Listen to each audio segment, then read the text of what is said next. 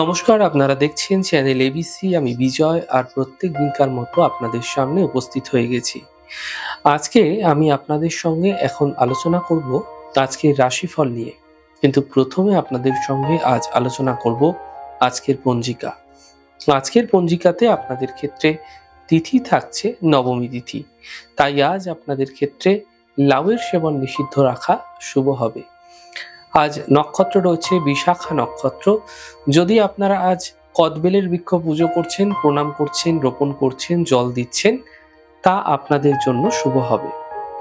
করণ রয়েছে গড়করণ, পক্ষ কৃষ্ণপক্ষ, যোগ গণ্ডযোগ এবং দিন থাকছে বৃহস্পতিবার। আজকে আপনাদের ক্ষেত্রে কনস্ট্রাকশন শুরু করার জন্য কোনো শুভ তিথি নেই। রয়েছে 25শে জানুয়ারি 7টা 13 থেকে 11টা 11 সকালবেলায় থাকবে।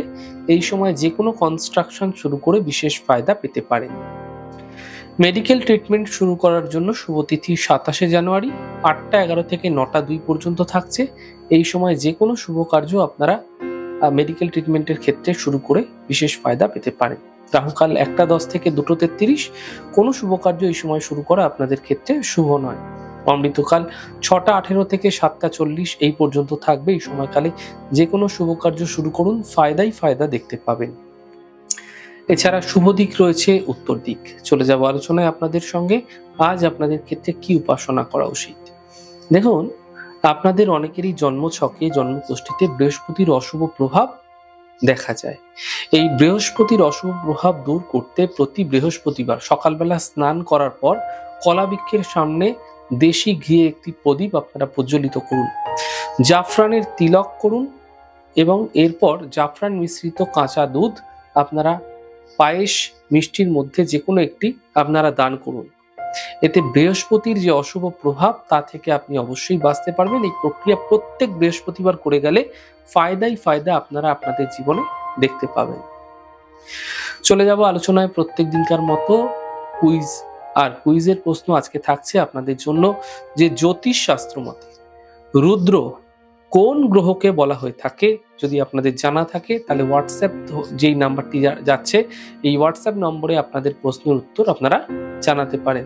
গতদিনকার প্রশ্নের সঠিক উত্তরদাতার নাম তন্ময় অধিকারী। চলে যাব আলোচনায় এবার রাশিফলের আলোচনায় প্রত্যেকদিন যেরকম আপনাদের সঙ্গে আলোচনা করে থাকি, আজও একইভাবে একই প্রকারে আপনাদের সঙ্গে আলোচনা করব। রাশিফলের প্রথম রাশি, প্রথমে আপনাদের ক্ষেত্রে মেষ রাশি। স্বাস্থ্য ক্ষেত্রে সমস্যা বৃদ্ধি পাবে, অযথা ব্যস্ততা বৃদ্ধি হতে পারে। সিদ্ধান্ত এই সময়কালে আপনাকে বুঝে নেওয়ার চেষ্টা করতে হবে। শুভ রং নীল, শুভ সংখ্যা 6। বৃষ রাশি। কর্মজীবনে কিছু সাফল্য মিলবে, আর্থিক লাভ মিলবে, ব্যবসায় এই সময় ব্যস্ততা বৃদ্ধি হতে দেখতে পাবেন। শুভ রং আকাশী, শুভ সংখ্যা 4।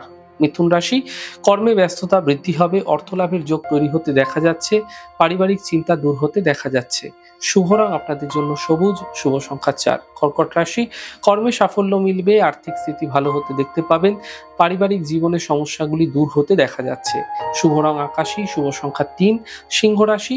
অযথা ব্যস্ততা বৃদ্ধি হতে পারে, আর্থিক লোকসান হতে পারে, কর্মজীবনের রিস্ক এই সময়কালে নিতে হতে পারে। শুভ রং গোলাপি, শুভ সংখ্যা 6। কন্যা রাশি। স্বাস্থ্যের ক্ষেত্রে উন্নতি হবে, থেমে থাকা কাজ শেষ হবে, পাওনা অর্থ উদ্ধার হতে দেখা যাচ্ছে। শুভ রং আকাশী, শুভ সংখ্যা 4। তুলা রাশি। নতুন ব্যবসা শুরু করতে পারেন, সম্পত্তি ক্রয়ের জন্য শুভ সময় রয়েছে, আর্থিক লাভ মিলবে। শুভ রং গোলাপি, শুভ সংখ্যা 5। বৃশ্চিক রাশি। কর্মে লাভ মিলবে, সম্পত্তি সম্বন্ধীয় সমস্যা দূর হবে, পরিবারের শুভ কার্য এই সময়কালে হতে দেখা যাচ্ছে। শুভ রং লাল, শুভ সংখ্যা 7। ধনু রাশি। কর্মজীবনে চিন্তা বৃদ্ধি হবে, পারিবারিক সমস্যা বৃদ্ধি হবে, চোট আঘাত লাগা থেকে বাঁচার চেষ্টা করুন এই সময়কালে। শুভ রং আকাশী, শুভ সংখ্যা 4। মকর রাশি। আর্থিক স্থিতি মজবুত হতে দেখতে পাবেন, আর্থিক লাভ মিলবে, মানসিক এবং শারীরিক ক্ষেত্রে উন্নতি দেখা যাবে। শুভ রং গোলাপি, শুভ সংখ্যা 4। কুম্ভ রাশি। মানসিক চিন্তা দূর হবে, আর্থিক স্থিতি ঠিক হবে, কর্মজীবনে কিছু বিশেষ সাফল্য মিলতে দেখতে পাবেন। শুভ রং সবুজ, শুভ সংখ্যা 5।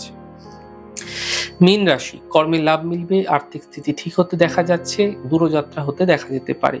শুভ রং গোলাপি, শুভ সংখ্যা 6। যাই হোক দর্শক বন্ধু, আপনারা দেখলেন আমাদের আজকের রাশিফল।